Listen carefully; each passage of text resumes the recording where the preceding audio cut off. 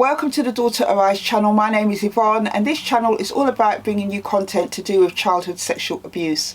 On this channel I share my story, I share things that I went through in my experience of going through childhood sexual abuse. I do share news stories and other content about childhood sexual abuse and add my thoughts and commentary to that. And also as well, when I'm fortunate enough, I do interview other survivors and their supporters in hopes of raising awareness about this childhood abuse. So if this is the type of content you're looking for, please hit the subscribe button and the notification bell so that you can be notified of any new uploads. And if you do like the content, don't forget to give it a thumbs up. So before I get into the video, guys, I just want to welcome the new subscribers to this channel. Thank you for your support, I really appreciate it. And as always, to my subscribers that have been with this channel for a long time, I just want to tell you all that I appreciate your support. Thank you for watching the videos, for liking them, for sharing them. I really do appreciate it. So today's video is just an update on the P. Diddy civil lawsuit claims. I recently did a video talking about the 120 new victims, alleged victims, that have come forward to say that P. Diddy and or his associates have been involved in sexually assaulting or, abusing them in a sexual manner. And I did say in that video that I would be covering this story from the aspect of the child victims, because those alleged victims have gone through sexual abuse, and this is what this channel is all about. Now, Tony Buzbee did say in a news conference that he did at the beginning of October that they had a strategy and a plan of how to deal with and go forward with these alleged civil lawsuits. He did say they went through a rigorous process of, investigation to see if they were credible civil lawsuits and whether these stories are most likely to be true. He also did say in a further little interview that he did with the news channel that the alleged associates of P. Diddy that were involved in some of the sexual assaults against these victims were notified. He said that letters had been sent to them and gave them the option of settling the lawsuit or risk being named, because he was going to file with the civil courts these civil lawsuits. So what has happened is, apparently Tony Buzbee has said that quite a few of the celebrities named by the alleged victims have settled out of court.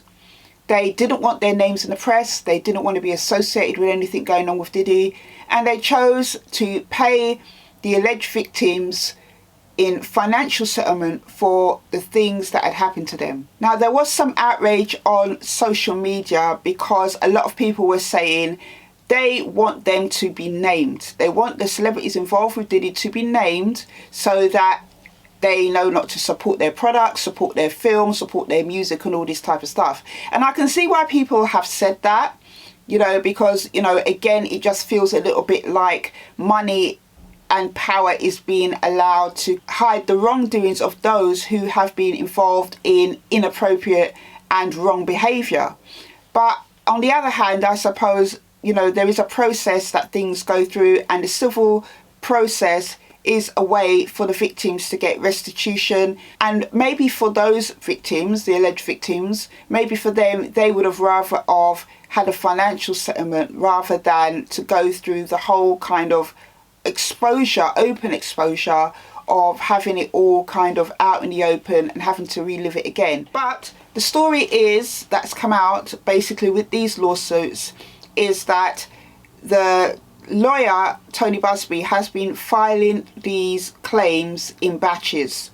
So the ones that accepted via letter to settle, those ones are now out of the picture for now. But what has happened is he has started to file the ones that haven't been settled, and this is in the second batch of 7 lawsuits that have been filed recently. So the headline says Diddy R-worded girl 13 with a crazed look in his eyes in front of 2 other stars at the VMA's after party, the lawsuit claims. Before I get into this news story, guys, just by glimpsing at it, I can already see that it's got graphic detail. So if this is a video that you find triggering, I would advise you not to watch this video. If you can come back and watch it at a later time, then that is okay. But if you can't, totally understandable. But I just want to give a trigger warning because the content is quite explicit. Combs allegedly aggressively approached the young girl with a crazed look in his eyes before sexually assaulting her at the event, the legal document says. The legal document apparently has been seen by Daily Mail. Anyway, she claims an unnamed male celebrity also raped her while Combs and an unnamed female celebrity watched. Combs has denied the allegations. His attorneys told the Daily Mail he never sexually assaulted anyone and said the most recent barrage of filings were nothing but clear attempts to garner publicity. Forgive me, but what a way to try and garner publicity. Who wants to be sexually assaulted? Who wants to be, publicly scrutinised and embarrassed and shamed and blamed? I don't think so. You have to be pretty crazy to want that type of publicity. Anyway, he attended the 2000 VMAs with his then girlfriend Jennifer Lopez. She is not named in the lawsuit. The lawsuit was filed on Sunday in New York's federal court by the plaintiff's attorney, Tony Buzbee, with details of the incident. The plaintiff was 13 at the time and had gone to Radio City Music Hall without a ticket, hoping to sneak into the event. She was unsuccessful, but met Diddy's driver, who she says told her to come back after the show. She claims the driver took her 20 minutes away to a large white house with a U-shaped gated driveway. It is unclear who owned the house in question. Once inside, the woman claimed she was asked to sign a non-disclosure agreement. She said she saw many celebrities at the house and there was widespread cocaine and marijuana use. Guys, bear in mind here, this is a 13-year-old girl at the time. And not one of the adults told her, go home to your parents or, you shouldn't be here or whatever. She was allowed to continue to gain access. Where was the responsible adults in this situation? Including her parents. Anyway, she accepted a drink, a reddish yellow mixture that tasted like orange juice, and then she said she felt woozy. Looking for a place to rest, the plaintiff entered what she believed to be an empty bedroom so she could lie down for a moment. Soon after, Combs, along with a male and female celebrity, entered the room. Combs threw the plaintiff towards another male celebrity, Celebrity A, who removed the plaintiff's clothes, and she grew more and more disorientated. Plaintiff was held down by Celebrity A, who vaginally R-worded her, while Combs and Celebrity B, the female, watched. After the male celebrity finished, Combs then vaginally R-worded the plaintiff, while the Celebrity A and B watched. Combs attempted to force the plaintiff to perform O on him, but she resisted by hitting Combs in the neck. He stopped. No further information is given about the unnamed celebrities. The lawsuit says the victim eventually escaped the party venue, described as a large white house with a U-shaped gateway, before calling her father, who picked her up and took her home. After the assault, the plaintiff fell into deep depression, which continues to affect every facet of her life. The lawsuit reads, Mr. Combs and his legal team have said in court the truth will prevail, that Mr. Combs has never sexually assaulted anyone, adult, minor, man or woman. Combs is currently in jail awaiting trial on sex trafficking charges. So guys, just listening to that story is just so upsetting to hear what this 13-year-old girl has allegedly gone through.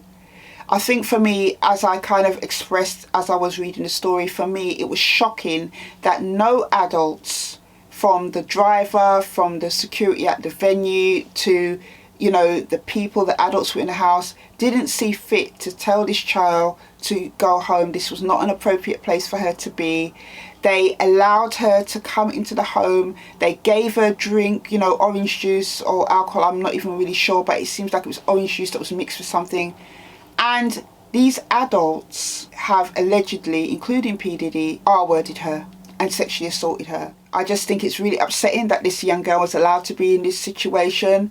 And it's really disgusting and shocking to me that P. Diddy allegedly has done this, and other celebrities have done this. The whole kind of case with P. Diddy, all the things that I've read so far, all the things that has been alleged against him and other people, it just seems really seedy and depraved and disgusting. And I'm hoping that with these lawsuits coming out, you know, there's been a lot of talk about, you know, other minor victims. I'm hoping that this will really raise awareness of childhood sexual abuse. When it comes to childhood sexual abuse in kind of the minority category, because we do know that 90% of childhood sexual abuse is committed by someone the child knows, loves and trusts. The other 10% is in situations like this. The perpetrators of her abuse were not known to her. They weren't her family circle, social circle, community circle. These were strangers. So I'm hoping that it will raise awareness of, you know, these type of situations. And I'm hoping and praying that this young girl is able to, you know, get the help she needs to be able to process what has happened to her. It sounds like she's been in pain for a very long time. And I hope that her case gets settled. But guys, that was it for this video. I will come back with more news about P. Diddy involved in the minor cases in other videos. Until the next one, take care.